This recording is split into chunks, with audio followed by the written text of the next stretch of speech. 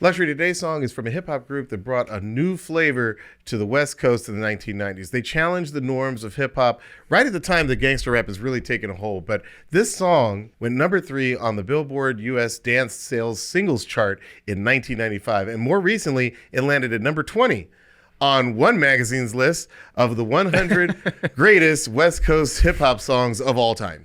With its introspective lyrics about vulnerability and personal struggle, its blending of old school hip hop with new wave bossa nova samples. And a genre-reinventing beat-making style from a soon-to-be legendary producer. This song helped popularize the alternative hip-hop movement. That's right. It's one song, and that song is Runnin by the Pharcyde. So listen here. There comes a time in every man's life when he's gotta handle shit Up on his own.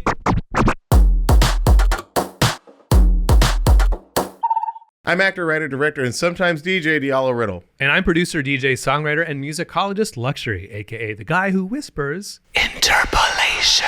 And if you want to watch one song, please go to our YouTube channel and watch this entire episode. And while you're there, please like and subscribe. All right, let's get into it. All right, Diallo, so before we dive into breaking down Runnin', I wanted to ask you, how did you first get into the Pharcyde and how did you discover the song? I have a really special relationship with the Pharcyde because I feel like as I was really coming into my own tastes in hip hop and like sort of finding like eventually when you like any genre you find like that one artist you're like, oh yeah, they 100%, like I'm 99% there with them. This you just identify you just identify with them. Yeah, you see something in it. And like Public Enemy felt like my uncles, you know. NWA felt like the kids at the back of the class who, you know, I was not tight with. Okay.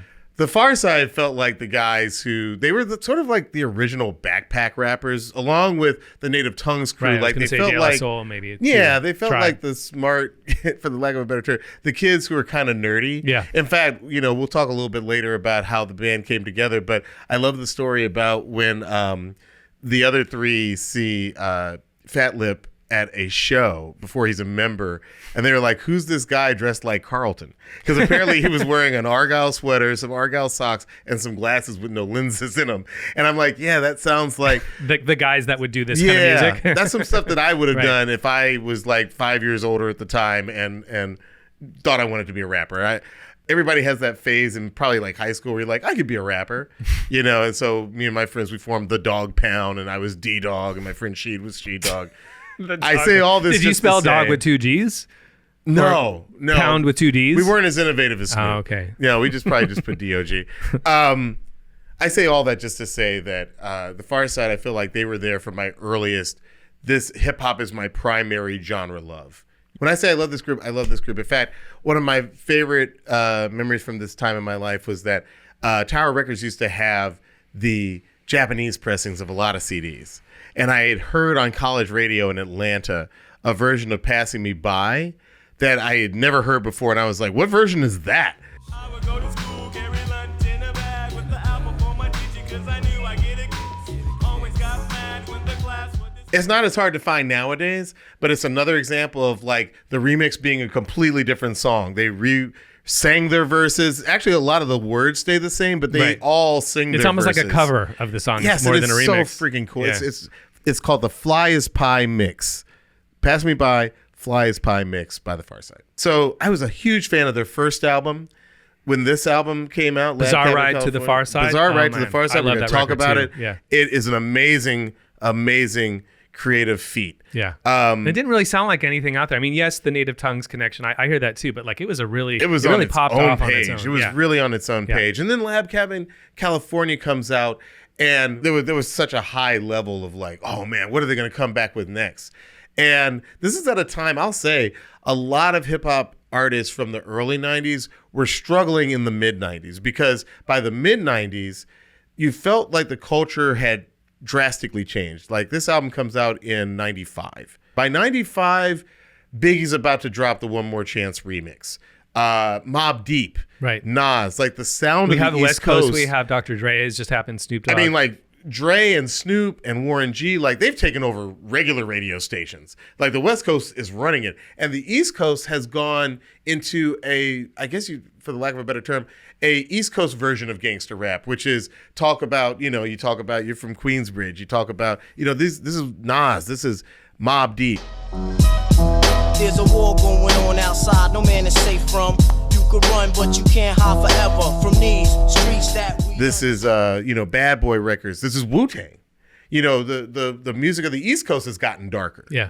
And the music on the West Coast is like pop. And I feel like that the hip hop that we knew at the beginning of the 90s is sort of starting to drift away a little bit, or it's at least going more underground. So you get a different sound out of De La Soul in this period, a different sound out of A Tribe Called Quest, and artists as diverse as Black Sheep and Black Moon and The Pharcyde and Diggable Planet. I'm slicker this year, Myrtle Ave, A-Train, got the pick in my head. And what, 16 joints later, still lounge. Fresh from Flatbush in my Like baggy. everybody's dropping these second albums, and a lot of people are falling off. Some of my favorite artists are falling off. Oh, in but this period. that second Diggable. Oh, you cannot beat that. I love That's it, my favorite. and I loved it That at the is my time. favorite, But let me tell you, yeah. But it didn't that's pop another- it didn't go off as hard. that's another second It album didn't do as well. where I feel like they knew where they were going, but like the Blowout audience Comb. for a lot of us were not quite there yet. Yeah, Blowout Comb's Outcome is so perfect. That's a perfect record. A Wolf in Sheep's Clothing was huge in hip hop, Black Sheep. Yeah. But then Nonfiction came out, and it sort of left a lot of people's heads scratching. I mean, there must be some distraction happening. It's like these artists that established kind of a sound and sort of established themselves with the first record, and suddenly they're like, hip hop is relatively in its. I was going to say new. It wasn't new in the early '90s, but it was in a new, I suppose, era. It was entering a new phase. It was post hip hop. You don't stop. Maybe we could call it. Oh, for sure. I mean, Right. look, But then the other things that are happening that we just mentioned could be a potentially confusing distraction if you're in the studio in 1994, 95, and you're like,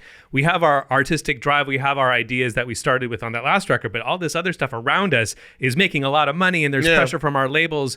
I can imagine it being confusing in the studio, knowing what direction to go in. I think as with all creative endeavors, when there's a brand new inflow of a lot of money, It's confusing. When before it was more of an artistic entity because there wasn't a lot of money to be made in hip hop. people saw like how Comparatively Dre and the speaking. rest of them were Right. living, and That's I think right. that probably did influence Right.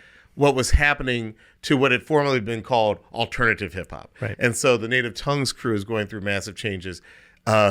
Someone like MC Hammer shows up on Death Row, and now he's rocking a skull cap and like black, black, Timberlands. Let's you know not what I forget mean? about MC Hammer Yes. and even Vanilla Ice, like these chart-topping, in some cases, quote-unquote hip-hop, but like the sound of hip-hop is suddenly chart-topping. And what does It's that do to you? chart-topping, and everybody's trying to figure out what their lane is. And also, that's the macro. The micro is just that a lot of these groups were experiencing internal conflict. The Pharcyde was Imani, Booty Brown, and Slim Kid Trey, and sort of Fat Lip joined on. Okay. By the time they go in to record Lab Cab in California, by all accounts, Jay Swift, their producer from the first album, isn't there anymore. There's a lot of internal tension that's right. gonna lead to Fat Lip actually leaving the group after this album. And there's also the introduction of an artist in his own right who will greatly influence the later 90s, Right. talking about Dilla, who, produced some of the most memorable songs on Lab Cabin. So we're going to get into all that, I guess is what I'm saying. It's going to be a very fun, Bizarre Ride to ride Lab Cabin, California. Lab Cabin, California. So let's talk a little bit about how the Pharcyde comes together. Like I said, the initial members of the Pharcyde are Slim Kid Trey, Imani, and Booty Brown. And they were basically dancers in the Los Angeles scene. They met at an underground club and they started dancing together. They'd actually served a very brief stint. I didn't know this. They served as some of the Flyboys on Living later Color. era in Living Color. Who knew that? That's kind of nuts. Right. Fat Lip, like I said. Well, yeah, and they were mentioned. mentored apparently by Tony Basil and Rosie Perez Well, yeah, that makes sense because they were part of that they same were part of crew, the Fly right? But being Girls, mentored, yeah. can you imagine being mentored by those? That's amazing. What an opportunity. A lot of people coming off of that. Good job, Keenan Wayans. You put a lot of people on.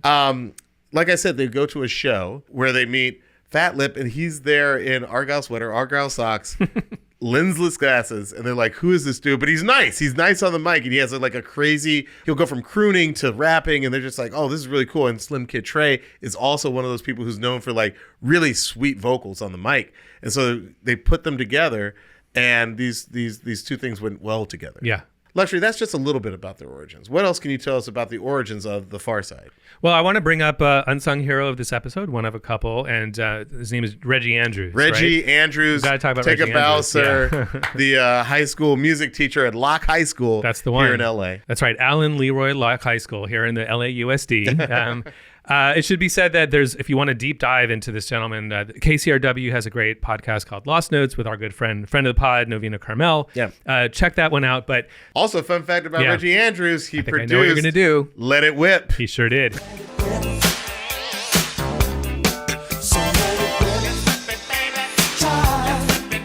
How cool would it be if your high school music teacher worked on Let It Whip So cool. by the Dez Band? Yeah. The bottom line is that he is a school teacher in the Watts area in the 70s, basically. He has an incredible number of now famous musicians who've come through. Patrice Rushen, Thundercat, apparently Kamasi Washington, some members of Earth, Wind and Fire, apparently. Terrence Martin. Who, by the way... Tyrese, yeah. Well, listen, the reason why Reggie Andrews factors into this story is because he created this entity called the South Central Unit. He SCU got some seed money from A&M Records to basically set up a studio for developing artists in South LA. Mm-hmm. One of them was a gentleman called John L.A.J. Barnes, who later changed his nickname to Jay Swift. We're going to talk about Jay Swift because he did an amazing job on Bizarre Ride to the Pharcyde. So Jay Swift is basically given access because thanks to Reggie Andrews and I suppose the A&M funding from A&M Records, there's access to an MPC 60. And not unimportantly, this is actually an underrated thing. We've talked about it on some other episodes, but not just the MPC, but Reggie Andrews's collection of vinyl. Like that's actually a big part of this because when you have a sampler, you need to sample stuff. Yeah. And when you have a collector and lover of music and musician himself, it should be said, Reggie Andrews, who has a record collection that's very filled with tasteful gems that are like, he's got jazz, he's got funk, he's got this incredible record collection at his fingertips, which is sort of like having a mountain of instruments by your fingertips when you're talking about making sample-based music. So he has the taste, he has the environment, the studio in this case, and he ends up meeting a dance crew called 2 for 2. And, once they add Fat Lip, Derek Stewart, to the group, they come together. Yeah, so he puts these guys together, and then they put together a demo of 3 songs. And I think one of them is the classic Your Mama. Your mama got a glass eye with the fish in it. Your mama got a glass eye with the fish in it. Your mama got a glass eye with the fish in it. The demo gets like a lot of good buzz, and they signed with Paul Stewart, a buddy of mine. He also worked with Cypress Hill, De La Soul, House of Pain. Paul Stewart basically takes them on as a manager. They meet Mike Ross at Delicious Vinyl. Yep. And they sign with that label in the summer of 1991. And it's through that label that they have their first song featured on an album by the Brand New Heavies. Yeah, no, the Brand New Heavies are sort of an unsung, like in the early 90s, we have Giles Peterson and we have Talkin' Loud and we have this like acid jazz movement, which I was super into, and Mo Wax, right? And they're one of the premier bands that were basically taking 70s kind of funk, James Brown inspired stuff and doing it again in the 90s with a little bit of a hip hop flavor, because that's what they would have said. They would have said with a hip hop flavor in 1991. But that was the idea, a post hip hop version. Like, what if James Brown had happened in the early 90s, like after hip hop existed? And so they made this wonderful record, which is really good, where every cut is the band playing with the different rapper on top. Brand New Heavies and the main source, you got Guru. Strings for all my siblings, just follow when everyone sings.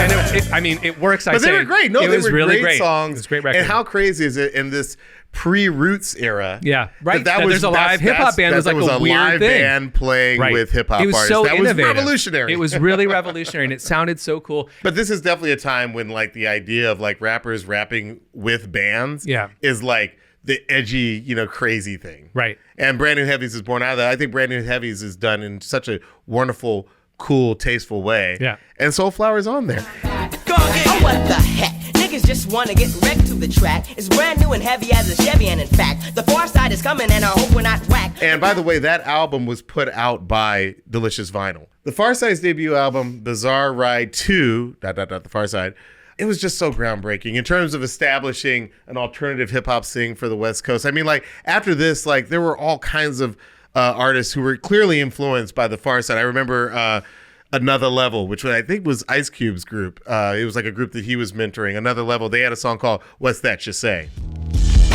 What's that you say about the West Coast? You got flavor? Yeah. Another level. What's that you say about the West Coast? I mean, it sounds like the Pharcyde, right? Yeah, it's awesome though. I really love that. No, it was a good song. That's a cool song. Another Level had a good album. I bought that album. I bought that Yeah. CD. This is the CD era, so if you wanted to hear it, gotta You have to cop buy for the it. entire thing. Yeah, you gotta buy Right. that thing. Yeah, sometimes they're singles, not always. The Pharcyde teamed up with Jay Swift to produce this album, and I just think that Bizarre Ride 2, to find out, many years later that one guy produced essentially this entire album except for the song "Other Fish," is incredible to me because it's every single song on that album just it sounds so good.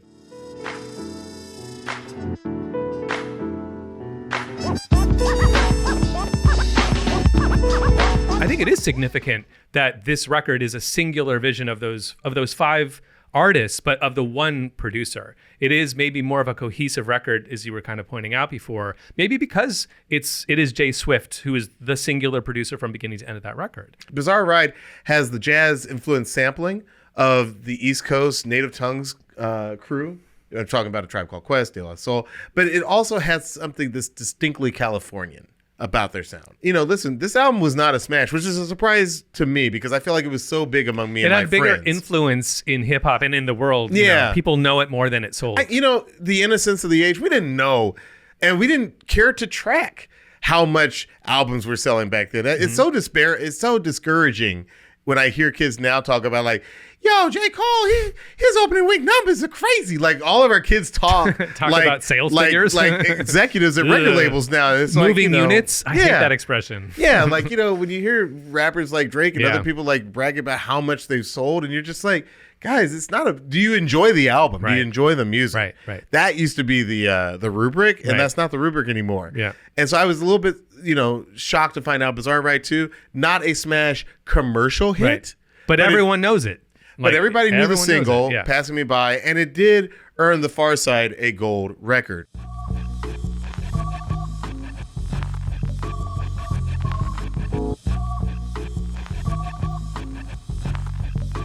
Can I just say, even all these years later, like that song comes in just on a different level. It's like a different Yeah. level of cool. You know what I mean? Like it's if you just allow that song to wash over you, Yeah. it still has an effect. It feels like the 90s to me too. It has this 90s. Yeah. It has a 90s. Interestingly for me, maybe because I was there at the time, but it's like a New York 90s. Well, it's Summer in the City, right? That's the name of the It's Summer in the sample. City. That's what It's I the think Quincy when I hear Jones this song. song. It feels like a New York, but bathed in sunlight. So it's summer. Wait, is it Summer in the City? Is that why I It's think- literally Summer in the City. I did know that, but the title has influenced And this is the my first- experience of the song. And this That's what is it the sounds first like. episode we've done since Quincy passed. So I do feel like, for Quincy, let's play a little bit of Summer in the City.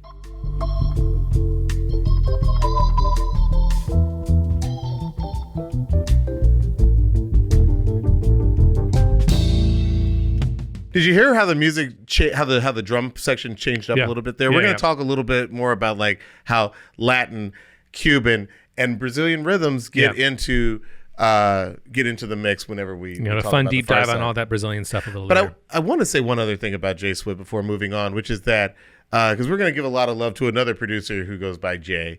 But Jay Swift, he doesn't live in America anymore. He actually got deported. He's had a lot of legal issues and some addiction issues. But if nothing else, he gave us one of the most complete hip hop albums of all time, pretty much on his own.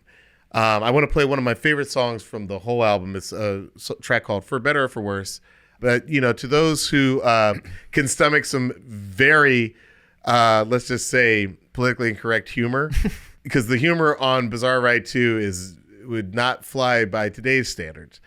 But if you go back and listen to that album, I got to ask that you think, man, just one kid, because he really was still a kid at the time, produced this entire record. Here's a little snippet from For Better or For Worse. Do you take Rhyma Linda to be your lawfully wedded wife? One of those classic 90s hip hop songs where they talk about hip hop as if it's a lady. But in this case, he's like, do you want to wed Rhyma Linda? That's great. I love that one has such a great bounce to it. We come to Lab Cab in California. I could spend a whole day talking about Bizarre Ride 2, but we come to Lab Cab in California, their second album. Like I said, like so many artists are struggling with that second album. You know, that sophomore slump that we hear so much about. And look, the Pharcyde knows that there are going to be big expectations on this second album. Yeah. Yeah, I mean, like, look, again, the album Bizarre Ride 2 did not sell as much as they thought it could, which is a still mind-blowing thing. So the thought was basically like, look, Jay Swift, he took his money from Bizarre Ride 2. He starts living a very fancy lifestyle here in Los Angeles.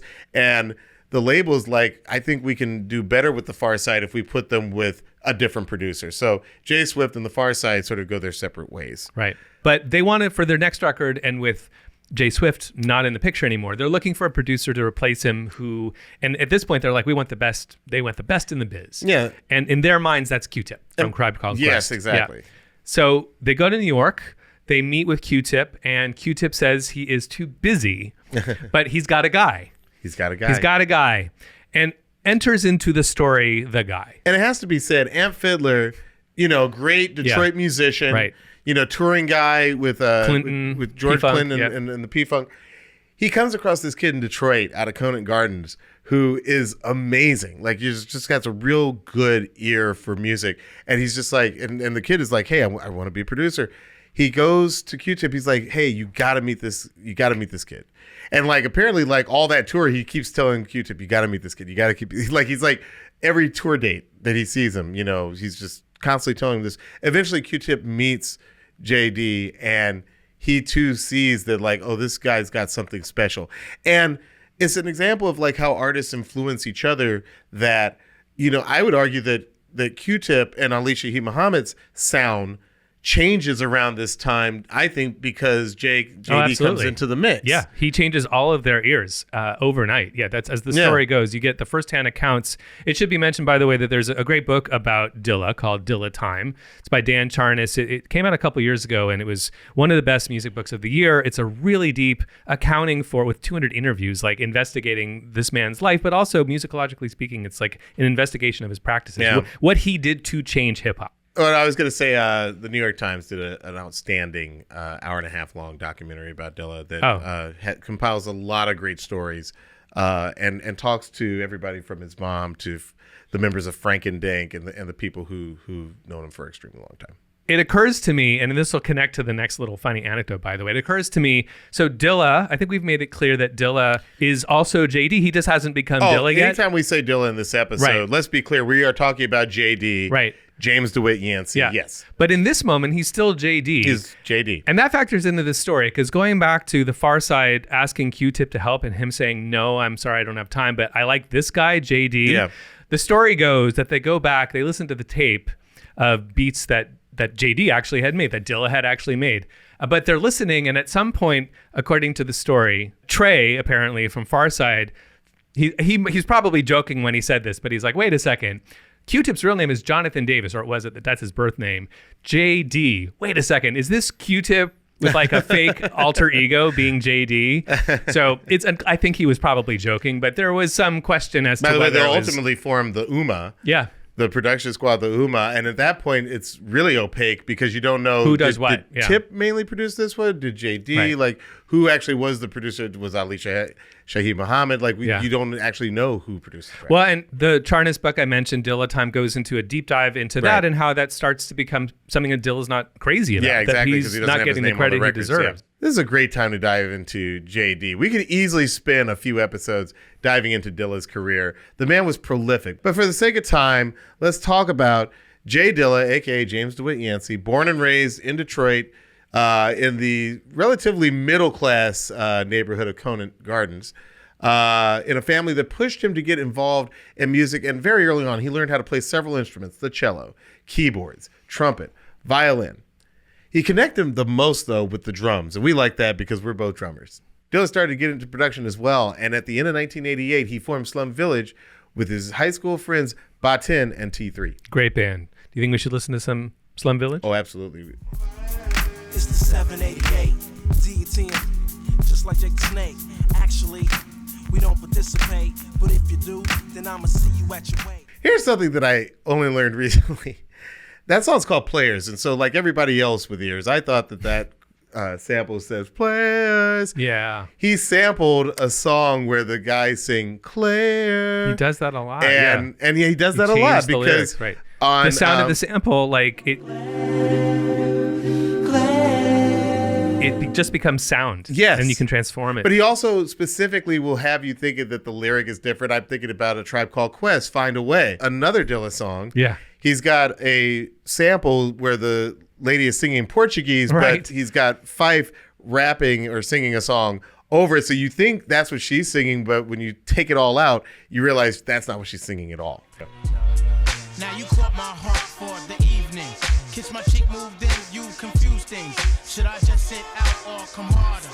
Help me find my way. Which is a sample. Lá em Copacabana que tem tudo de bom, tudo que é de bem. Suco de acerola com maçã e vem do pé, meu bem. Which is, of course, a sample of That's Tauete featuring Bebel Gilberto. And the name of the song is Tecnova, as in Bossa Nova. So we're already into the Brazilian stuff. And the obviously you episode's wouldn't just even starting. have Bossa Nova if you didn't have Gets Gilberto. And by the way, if you haven't already, go back and check out our D-Light episode. We talk about that then. Great episode. One of my favorites. Go deep into our archives. We've got a lot of great stuff in there. So J Dilla flew from Detroit. He played some more tracks to the band when he was in LA. They liked the Brazilian one and started writing to it. And this is his first trip to LA, by the way. And he doesn't have his famous MPC yet, his MPC 3000 that's in the Smithsonian. But he has a friend's borrowed SP 1200, the sampler we've talked about on some other episodes, very famously part of the French Touch. All the French Touch Daft Punk guys used it. So the Pharcyde is holed up at a place called Sound Castle in Silver Lake, near where I live. And it's right around the corner from a house they shared, which they called the Lab Cabin. There you go. And one thing I want to actually say about Lab Cabin California as an album is that I feel like, much like Blowout Comb, I don't know that the hip hop community loved it as much then as we do now. Like, it's one of those albums that has since just, you go back and listen to it now and you're like, oh, this is a fantastic album. Right. There's so many good songs on there. So many songs by Dilla, other songs produced by the band members themselves. There's a song on there by Slim Kid Trey that I absolutely love. That song is called Hey You. Foul as a mother. Word to my sisters and my brothers and my color. Can I take a moment of your precious time and realize and define the whole? And it's relevant to what we've been saying this whole episode. Like, that was Dilla did 6 tracks on this record. Yeah. He did Drop, right? And he also did we're gonna talk about Drop. He did Bullshit. Yep. And these were actually the first Jay Dee tracks. Remember, he's not Dilla yet. These were the first Jay Dee tracks to hit the market since this is the beginning of his career. But the other half of the record is the other guys in the group, and tensions are already forming because they're getting their own gear. They're starting to come up with their own ideas. They're not always meshing together. It does lead to some tense moments, including some actual fisticuffs regarding things as mundane as the kick drum. Well, I love that. After the break, we'll get into fistfights. We'll talk about how Running was made and how Dilla produced this song. Stay with us. Welcome back to One Song. Luxury, walk us through it. Tell us, how did Running get made? Okay, let's talk about Running. Starting with the songwriting splits, always a good place to start. Half of the song publishing credits goes to the Pharcyde. We've got... Yes! Rappers got some publishing. Let's go. We're off to a great start. Each of the 4 band members get 12.5%, adding up to 50. It's equal. Yeah. Even though only 3 of them are actually rapping on it, dawns on me. They still split I'm it sure 4 that ways. when they got to the Booty Brown song, they all still got 12.5. They also got 12.5. That's right. J Dilla gets 25%. Good for him. The remaining 25% of the pie goes to Maria de Toledo, which is interesting because 0% goes to Luis Bonfa. And we're going to be talking about Luis Bonfa in a second. We love Luis Bonfa. A really quick introduction into why Dilla is such an important figure in hip hop because of what he did to transform the nature of beat making.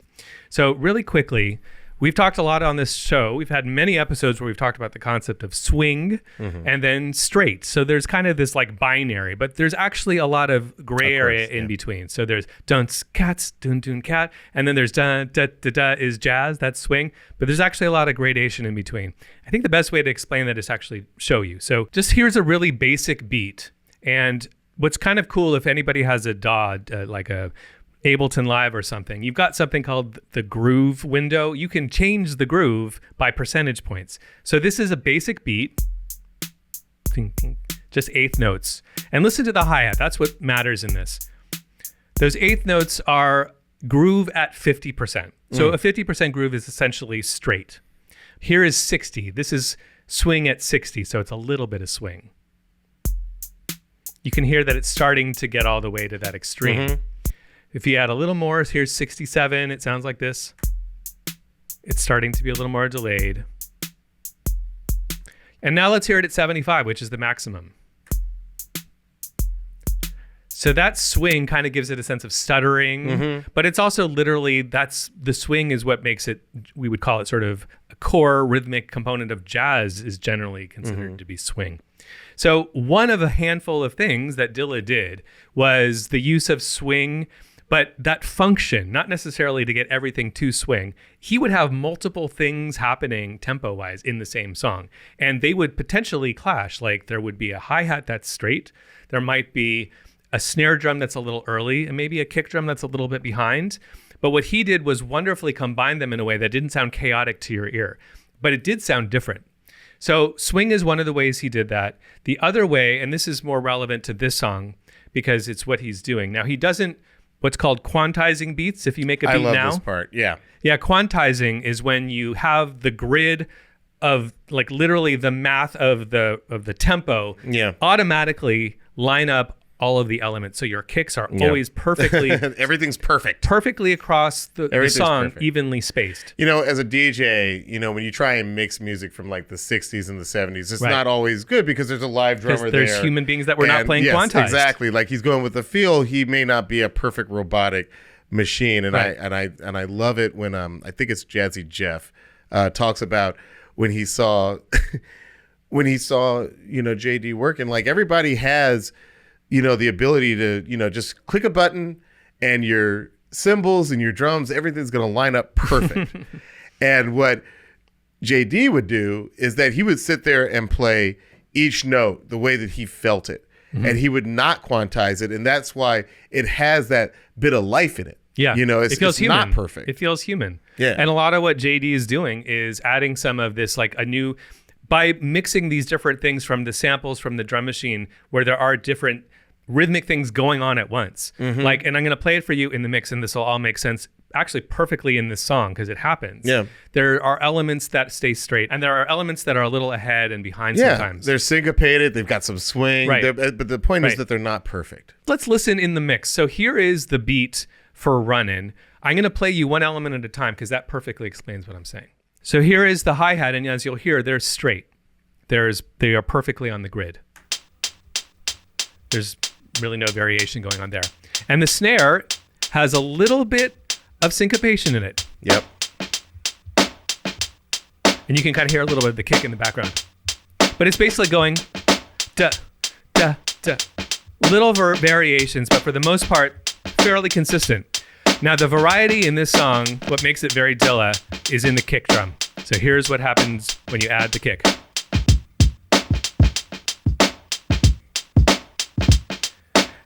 And if you're listening for a pattern, a 2, 4, 8 bar loop, you won't find one because it's inconsistent. Yeah, it's 20 bars. You can hear the inconsistency. It's a 20 bar loop, which I wouldn't even call a loop anymore. But nothing repeats for 20 bars. That's awesome. So I'll just play that. I'll take out the hi-hat.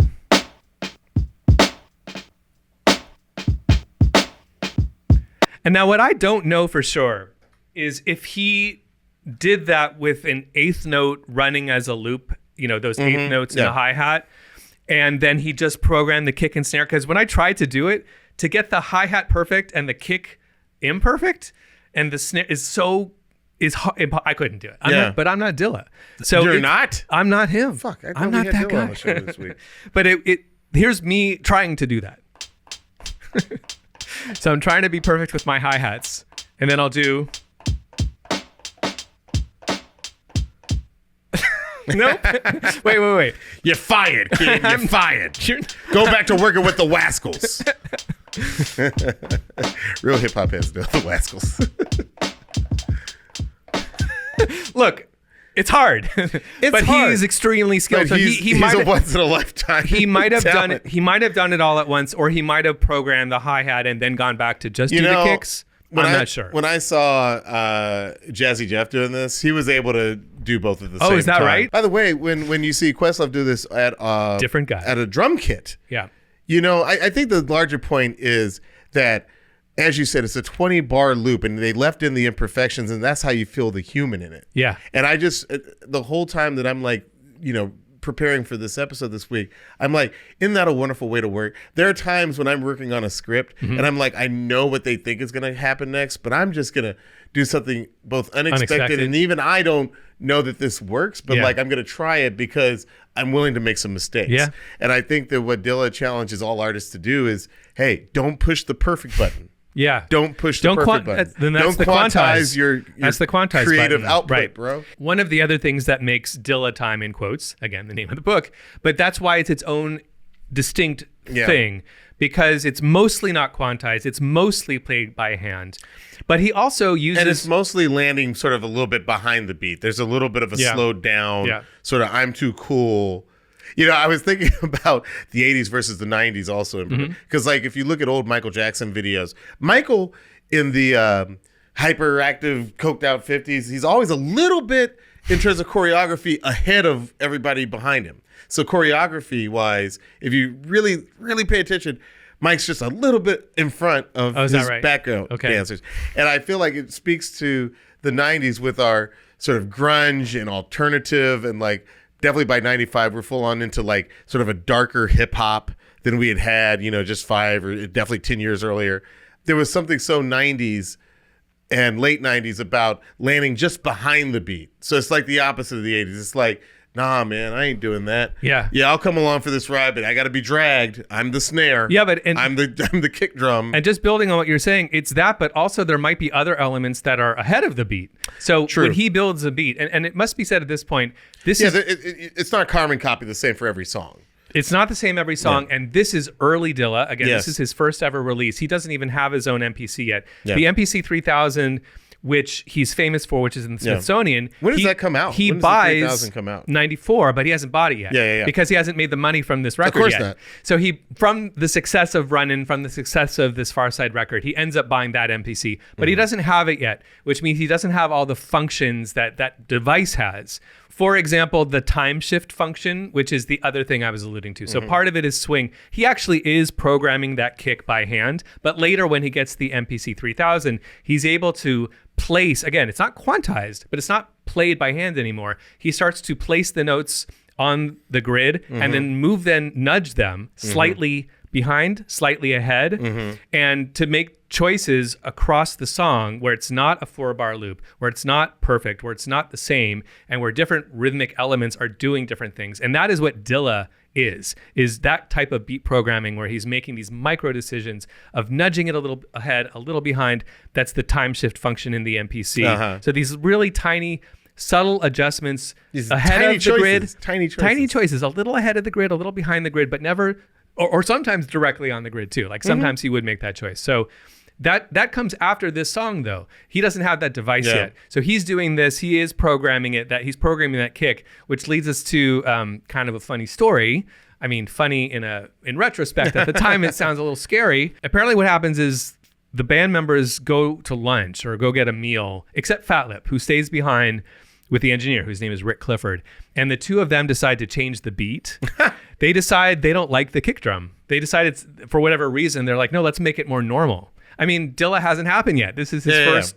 This is the first song they've ever heard by him, and the world hasn't heard it yet. So it's still unusual for this 20-bar loop of wonky sounding ahead behind kick drums. And they want it to just be normal, for lack of a better word, I suppose. So when they come back from lunch, Trey's like, why'd you do that? And Fat Lip goes, it just didn't sound right. So not only, by the way, did they change it, but they erased the original. So like it was wiped from the tape. It wasn't even there. So apparently Trey and Fat Lip have kind of a fight. There's fisticuffs that ensue. And Trey does win the fight. I don't know if they won because there was mediation going on. Fat Lip, I think, listens to the show. So Fat Lip, if you would chime in and let us know, did you win the fight? We'd love to know. Apparently Trey asked Dilla to redo it exactly the same way he did it. So I'm not sure if he got exactly that 20-bar, like what sounds almost random to me. He may or may not have done it exactly the same.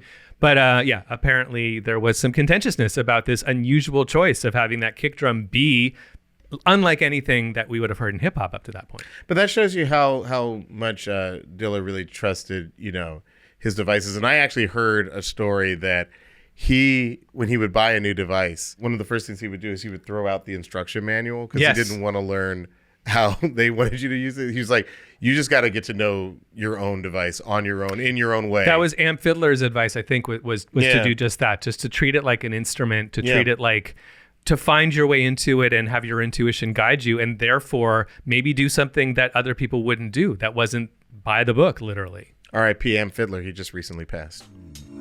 Take your hands off the remote control. Put it down and build your And again, this being one of the first released tracks that the world had ever heard by then Jay Dee, later Dilla, he doesn't have the device that would get him the ability to chop and rearrange samples, which we know him for later on in his career. But one of the core things he's inspired by, apparently, and I heard this on an interview that Dan Charnas, who wrote that book, did with Rick Rubin on Broken Record. He says that he was inspired by a Staple Singers song called Piece of the Action. And when Dan Charnas did his homework, went down the rabbit hole of trying to find out what he was talking about, he discovered that there's the Sidney Poitier, Bill Cosby, James Earl Jones movie from 1977 where it ends with a party and they play that song, and you're watching a group of people dance to the music at a party and clap along to it, but they're not quite clapping on the beat. Here's the song. It's called Piece of the Action by Mavis Staples. I hear it. Right? Yeah. It's a little ahead, a little early. Wait. A couple of things. Number one, there's nothing more awkward than when like a crowd tries to clap along with a song and everybody's finding their own rhythm. Right. It doesn't happen so much nowadays. I just saw an Outkast video from like 2002 when Andre and Big Boy are performing The Whole World and the Whole World, and it's all white people, like to a disturbing degree. It's like somebody's like, were they like playing like a Mormon chapel? Like, why is there nobody black in this crowd? And everybody's Are they clapping on on their the own rhythm. 1 and 3? No, I mean like it makes no sense. But here's why I bring it up. Okay. Is because when I was playing this week some Dilla songs for my kids, because they're the age where they want to produce music, and they were like, yeah, I like what they're doing with hand claps and snares in here, because even they can tell that there's like a little bit of humanity. Like you said, there's a little humanity. Yeah. And it's coming in a little bit late. And what I pointed out to them is, because you always hear like, without Dilla, there'd be no Kanye. Without Dilla, there'd be a couple of producers who wouldn't have had the same sound. And the reason I found that interesting is because, and I can't describe it, maybe you can, but like even there, it sounds like 3 claps. Oh, Like, okay. pop, pop, pop, So it's called a flam. Yeah. Like a drummer will do that too, where they have their two, like, broom, broom, broom, Yeah. broom. It's a little off, but it makes it thicker. Yeah, it makes it thicker. It makes it cooler, for the Yeah. lack of a better term. But it's not like a hard 80s like clap. It's like a The best claps, and I say this as a producer who has spent so many days of my life just listening and auditioning claps for my music that I want to use, like this clap, no, this clap, no, this, like hours and hours, like going through claps, of chopping other claps, and like the best claps have a little bit of a flam to them, because it makes them wider. They can be stereo even, and it makes them like just bigger and more human sounding. How would you I think. clap? Would you clap like with your hands? Well, like you need more than one slightly curved? person. I think it's a. Well, let's try it. We got 2 people. Okay, so two, one of us claps 3. like We're this, doing the other the one two- claps like that. 1. No, it's just a little bit timing wise. Oh, okay. 1, 2, 3. We're both trying to be late. I'll be early. Okay, 1, 2, 3, 4. 1, 2. You got it. We nailed got it. Yo, Yeah. get us in the studio now, son. Listen, the importance of Dilla's sound and the I'm trying to think of a better word than wonkiness or drunkenness, but the time is multiple. In fact, the term he used for it, apparently Jay Dee himself called it simple complex. That's how he described his own beats. It's simple, I suppose, in total, but what's happening beneath the surface is multiple rhythms and multiple timings. Part of why that was so significant, you have to remember, this is 1994. This is Q-Tip has heard this demo and he's telling everyone within earshot, this is the future of beat making, and he's bringing it to the Pharcyde. There's a story that Questlove tells about how the Roots were opening for Pharcyde in North Carolina. And Questlove has to leave for some reason. But as he's leaving, he hears, I guess, coming from the show that he's walking away from, jumping into a cab, he hears the kick drum on the song Bullshit. Stop fighting that feeling. And he calls it, quote, the most life-changing moment I have ever had. He had to run back into the club, as he said, because it sounded like the kick drum was being played by a drunk 3-year-old. and as he puts it, he's like, he wondered, are you allowed to do that? So as he put it, that was the most liberating moment and clearly changed the trajectory of how he listened to and began to play drums, and goes on to, you know, the D'Angelo project obviously benefited from this moment for him. Let's finish up the beat. So in addition to the drums, the kick, snare, and hi-hat, he also had this cabasa, which is a sample. I love it. And that is a sample of this song by Woody Herman called Flying Easy from 1969. And by the way, I went looking for this song and I could not find it. I'm so glad you found it. May I have your attention, please? All passengers with tickets for flight 2. So of course that's as everyone knows, that's a Queek. Everybody knows. Everyone knows. We That's got like a people are cabasa. tuning out It's a little because bit it's so insulting. well known. It's a little insulting to some of our core listeners. But you just heard a cabasa and a cuica. That's a that sound. So also importantly, we have this sample from 1984's Rockbox by Run DMC. Run, DMC. So just that little snippet of Run, which sounds like this in the mix. Run. Run. And then he added some scratches which add to that texture. So it's like this. Run. And when you add the cabasa, So those are live scratches, right? they sound like live scratches Yeah. to me. And I imagine we were speculating that Dilla probably did that Yeah, I would himself, imagine right? they're live, yeah. From because he would have had the vinyl. That's how he would have gotten the sample Exactly. from the Run DMC record. And then when you add that to the beat, it sounds like this.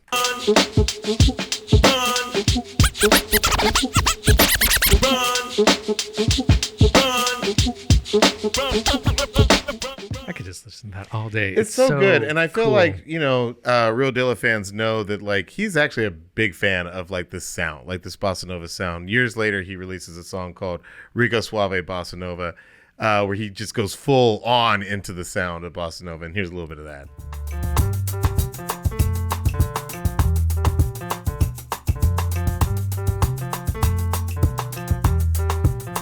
That's Rico Suave Bossa Nova off of his album Welcome to Detroit. which is of course an interpolation of this song.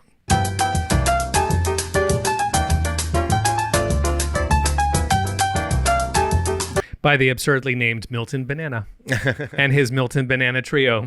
That song is Ciudad de Vazia from 1966. Nailed it. Okay, well, you mentioned Brazil, so let's get into the Brazil that's at the heart of the song, which is the sample. The main sample in the song outside of the beats is this 4-bar loop of guitar, which is, by the way, performed by the same Luis Bonfa I mentioned earlier, who has 0 credit on this.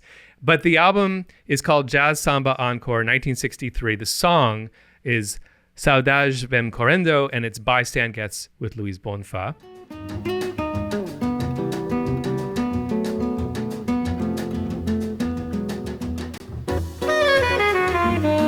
As I mentioned at the top, when we started going into the stems and the songwriting splits, he is not credited himself, ironically, which is a little crazy, but I did a little more digging. And it's because the person who is credited in his stead is Maria Toledo. And what's interesting is that she's the singer on this song. Right. And it's one of those crazy sampling copyright law things Yes. where the person who's credited in the credits, their name is not on the record. Their voice is not in the sample. They're not the element that was actually sampled. They're not the element that was sampled. But I was able to get to the bottom of it because it turns out that Maria Toledo, who's the vocalist who gets 25% and the guitar player that you're hearing doesn't get anything, Yeah. they were married.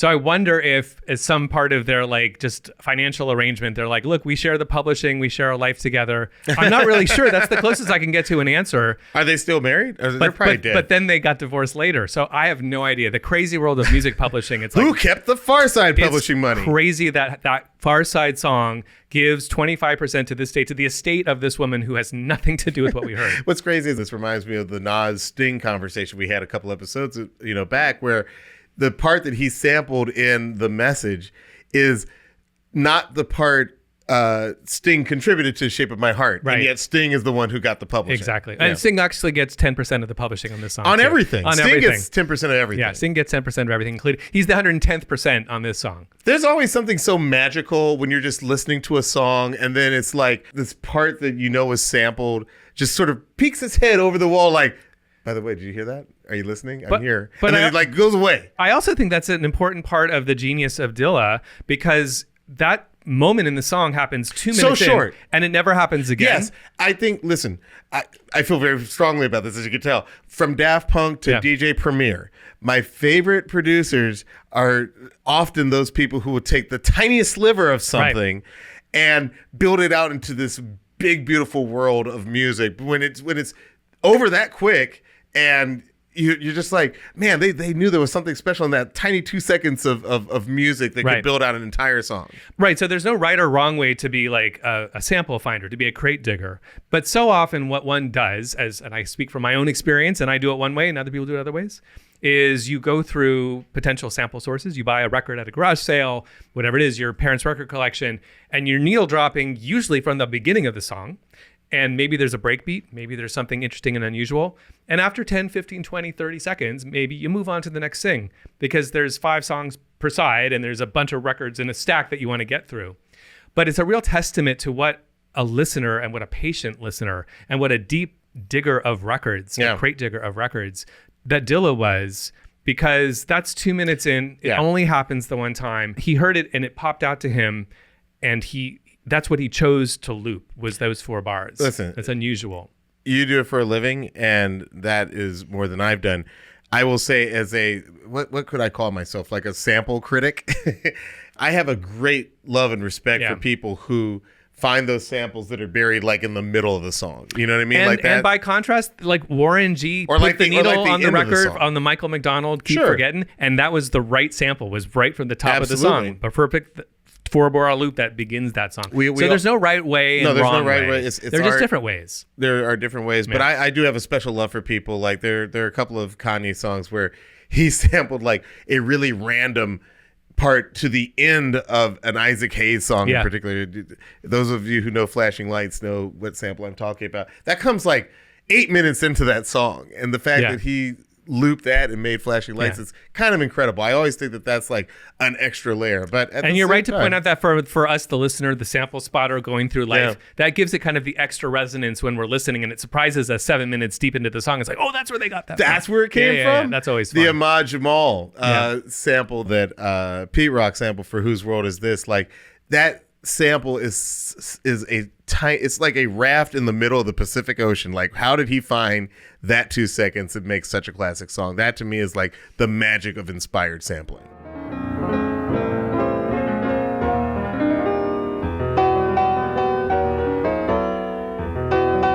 So let's move on to the bass. And one thing I want to point out to you is that when I play you the bass, you'll be like, that sounds familiar.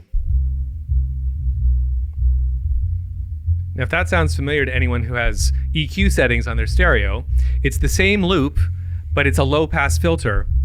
And the guitar part was the same loop with a high-pass filter. In other words, he's just broken up the sample into 2 chunks, and the bass content is boosted a little bit. But it's literally just the sample with that bass line emphasized, and the high part cut out. In there twice, but he's EQ'd them. It's the same sample twice with 2 different filters. That's basically. super cool. 2 different EQ filters. He's got them on the gangster setting, as we call it on this. That's right. Bass high and the all treble the way high, up, all the way and up. your mids down low. I was doing that when I was like 13. I was like, you know what? All music sounds better when the bass is all the way up, treble's all the way up, and then the mids are all the way down. Yeah. By the way, all of us had really shitty headphones at one point, and shitty headphones are always like the mids are in your face. Yeah, that's and the the last bass part can't you be want. found, and it's a nightmare. You don't want that crap. One thing I love about this song is that it's got, these elements of bossa nova. The movie Black Orpheus plays a big role in American jazz and what was seen as cool in the American like hip, black hip community. Black Orpheus, for those who don't know, is a retelling of the Orpheus legend during Carnival in Rio, and it's a beautiful movie. I believe that it won Best Foreign Film the year it came out, and it has this amazing samba jazz soundtrack. The soundtrack was also an introduction to a lot of the American audience to an artist by the name of Antonio Carlos Jobim. And between him and Luis Bonfa, who we've talked a lot about, whose song Morning of the Carnival is sort of like one of the big songs off of that, they really did establish that, like, no, there are all these fantastic, Afro sounds coming out of Brazil. People don't often mention it, but like there were far more Africans taken to Brazil than there were to North America. But it was like almost like a discovery, as the 60s dawned, that, oh, we're making great music all around the world. And the soundtrack was an introduction of that sound. I'm going to play a small clip from that soundtrack.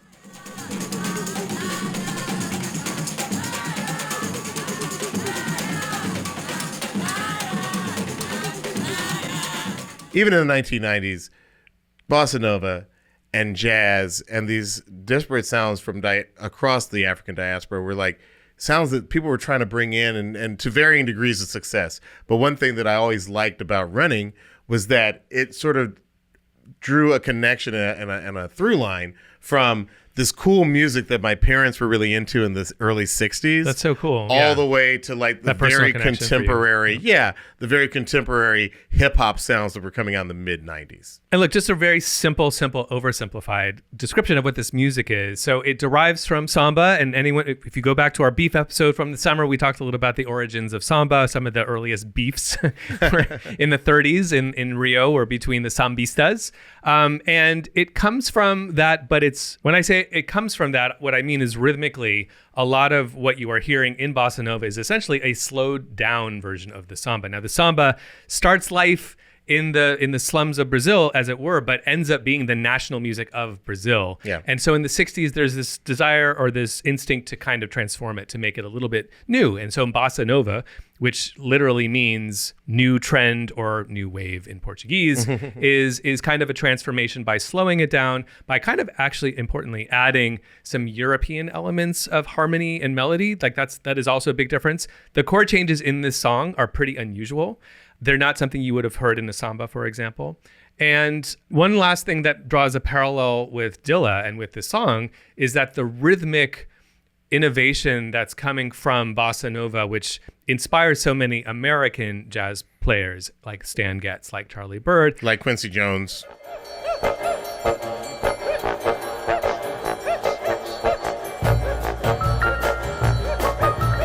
Like Quincy Jones, like Dave Brubeck, who I'll be quoting in a second, is they're very excited about having a new rhythm, having a new beat, having a new way to work with rhythm. Like Latin rhythms had been a thing already in jazz since the beginning, but this was a new Latin rhythm. It was a different way of doing it.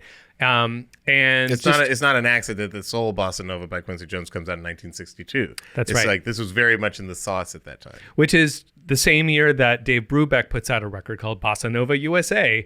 In the liner notes, he says, quote, "We had long waited for Bossa Nova. The search for a different beat was apparent in my own work and that of other jazz composers and performers."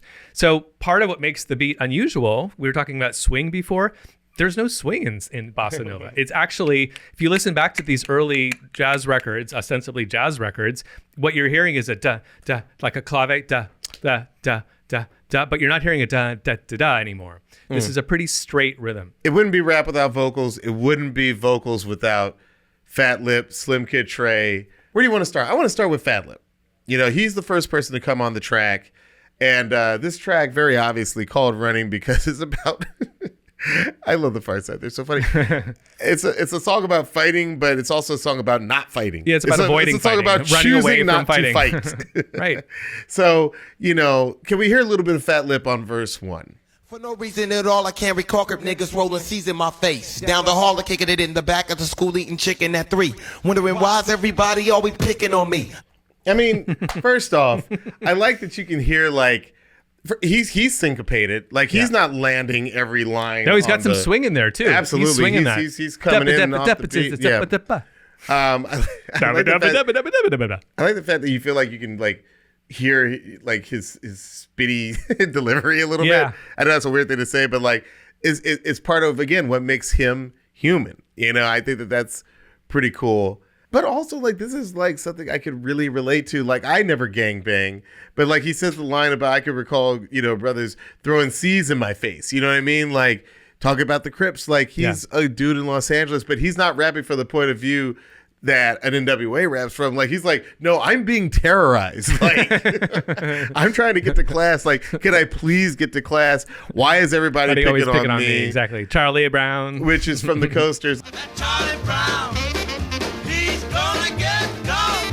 Just you wait and see. Why is everybody always A lot of people don't realize that. I grew up thinking that song was about the cartoon character. That it's not about Peanuts. Charlie Brown from It's Peanuts? not about the Peanuts. Nope. Who's it about? They just thought that Charlie Brown was like a funny name. It also works out well because why is everybody picking on me is something that you could easily see Charlie Brown saying. So here's what I want to say about Slim Kid Trey. From the first time you heard Passing Me By, you realize like this dude's got a great voice. Like he is a singer. And you hear it's melodic. Yeah. And every rapper's got their own style, and some definitely have a more staccato thing like this, like Busta Rhymes, but like his always sounded more like a jazz saxophone. You know, like the placements, there's the syncopation you're talking about. I hear that too. Unusual placements and rhythms in there. Can't depend on friends to help you in a squeeze, please. They got problems of their own. Therefore they count on 7 chicken shits. Don't get to heaven till they face these fears and these fears. You know, like I'm even thinking about the part, you know, as a victim, I invented low key till the keyhole itself got lower than me.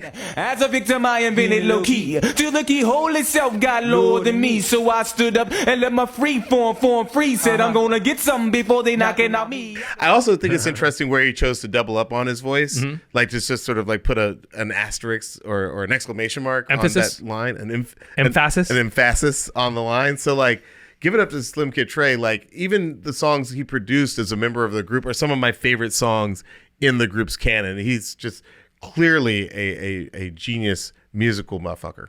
Is it okay that my favorite voice, though, is Imani? Let's hear about it. Imani with the high voice. Let's go. 1995, and now that I'm older, stress weighs on my shoulders, heavy as boulders. But I told y'all, until the day that I die, I still will be a soldier. You know, the thing about Imani, which is amazing to me, is that he, obviously, he's the one with the high voice. I always thought that he was sort of doing the Pharcyde's version of Chuck D. You know what I mean? Like, it's a little bit more of like a demonstrative, even though he's singing a little bit too, kind of like, it's a little bit more up there, which is ironic because now that I think about it, the one time they directly reference Chuck D in their music is actually on a song called Officer off of Bizarre Ride 2, and it's actually Fat Lip who does the Chuck D impression. I got a letter from the DMV the other day. I opened it, read it. It said they were suckers. They tried to tell me that my license was suspended. But yeah, Imani's great. I mean, like, all these guys were great. Oh, by the way, I think Booty Brown is on the song. I think he is. He's in the chorus. Yeah. Well, why don't we hear that chorus? Can't keep running away. Can't keep running away. A little bit of a harmony there. Yeah, I love that harmony. I love that. I mean, that was one thing that I can say. You know, every time we do a song, I don't always know every song by heart lyrically. Yeah. This is one of those I've heard, 10,000 hours. Yeah. Well, let's talk about the chorus, by the way, because it's so remember the original beat. Yeah. So Dilla puts together this beat. He's got the hi-hat, the kick, the snare, but he's also got that Run DMC sample in it, right? So what they get, they hear the word run, and it obviously inspires something in the songwriting process. But what's interesting, and I don't know if this is a coincidence or if like Dilla intended this, but he's using this loop of a song which is called Saudade Vem Correndo, which means saudade, which is very loosely translated. It's a complicated Portuguese concept of sort of nostalgic sadness and longing. But it means that word, saudade, comes running. So the word running is baked into both of the samples, interestingly enough, including the one in Portuguese. So do we know if if the Pharcyde had the idea for a song about running first, or did he come to them with all these elements? I haven't read any interviews or reporting about it, but in my guess is they were inspired by the beat that had the word run in it. It would not surprise me in the slightest, because it's been my experience too I've worked with songwriters before, for example, lyricists, and I'll have a instrumental, but I'll give it a title. And so often the lyricist will springboard from the title I gave it, like a placeholder name. And then often a line or a chorus comes from that inspiration because it's baked into the first thing you're hearing that inspires you. So I don't know for sure, but it would not surprise me if that Run DMC sample led to the song. You know what I could see, and obviously there's pure speculation. I could see Dilla bringing them this track. They're saying, what's the name of the track? He tells them. Yeah. They're like, what does that mean? Someone finds out. And they're like, yo, Runnin', what if we did it about running? And then they do that. And then after they've done the song, then he goes back and puts in the run. You know what I mean? That is possible. I was not able to find the original demo. Yeah, I wasn't able to find the original demo. Obviously, Fat Lip, if you're listening, let hit us me know. up and let us know. And then we'd love to hear the original episode, demo. We'll let the people know which came first, the chicken or the egg. Oh, we got to do the outro. Can't keep running away. Can't keep running away. Can't keep running away. Can't keep running away. I love that little variation on the chorus hook at the end, like a little outro. Coda. The Pharcyde have left their mark on many hip hop and R&B artists. A number of artists have actually sampled Running in the years since its release. We're talking about Maya, Wiz Khalifa, Juice WRLD, JPEG Mafia. I think you have a story about the Maya song Fallen. Yeah, let's listen to it. So this is Maya's song Fallen. Yep.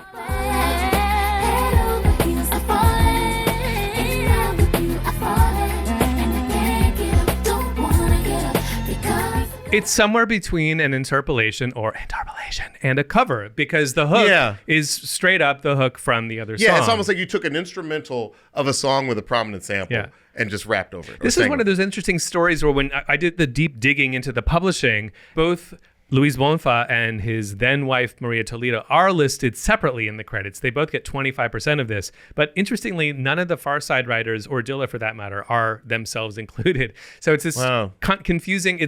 They may have been paid outright, like just a flat fee for the use of the material. It's unclear to me. It's an unusual situation because it's not a sample, which is normally where you get a flat fee. Yeah. It's a publishing situation where you would expect that they would be included in the publishing. Kind of. For mailbox money for life on that song, but apparently not. You know, the same way that we think it's a little weird that Sting gets paid for a song where he didn't provide the element that got sampled. Exactly. It seems a little bit weird that they would be able to do Fallen and not have to pay the estate of Dilla, because he's the one who found that little section of a Brazilian song. And again, to be clear, that may have been in the mix. That's just not publicly available records. Yeah. But what's confusing and unusual is like suddenly we have both Bonfa and Toledo popping up on this song, whereas it's the same material. It's the same guitar loop that's replayed. It's the same hook. And on the Pharcyde version, one of them is and the other isn't. This world of copyright and music publishing, there's no consistency to it. There's nothing predictable about I'm reminded of the David Bowie movie Labyrinth. It is labyrinthine. Labyrinthine. That's a little bit weird because that Maya song is clearly using a part of that song that wouldn't... The entirety of the hook? Yes. That vocal hook we wouldn't know that song was there without Dilla. It's the chorus of the song. We're saying chorus, but I think what we're saying that the musical bed that is there via Dilla's, creative genius. And it seems we would hope that he's getting some publishing because he's the reason why that's there in the Maya song. But I think that all gets towards Dilla's legacy. It cannot be overstated. He's easily considered one of the greatest beat producers in hip hop history. Even though he only lived to be 32, he has influenced so many people on earth. And we could do a whole episode on what he did, in the late 90s through 2006. But just touching on a little bit, he becomes a member of the Ummah. At some point, he wants his name on the albums more. And so he becomes, Jay Dilla, this artist who gets signed to MCA. That album actually never even gets released, but he continues to turn out music. One of my favorite albums by him is an album called Welcome to Detroit. In addition to the song I played earlier, here is a song, a big favorite of mine. It's his version of Think Twice. Maybe we ought to think twice before we start something now. He will continue to work with the Soulquarians, which is a collective of people who include Questlove and Erykah Badu and Common. Dilla's work on Like Water for Chocolate is just insane. And without Dilla, we wouldn't enjoy songs like The Light by Common.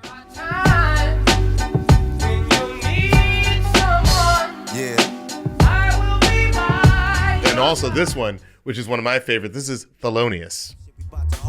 That bass there. Now, see what I was talking about before? Now he's starting to do funky stuff with not just the beats, but that bass is a little bit like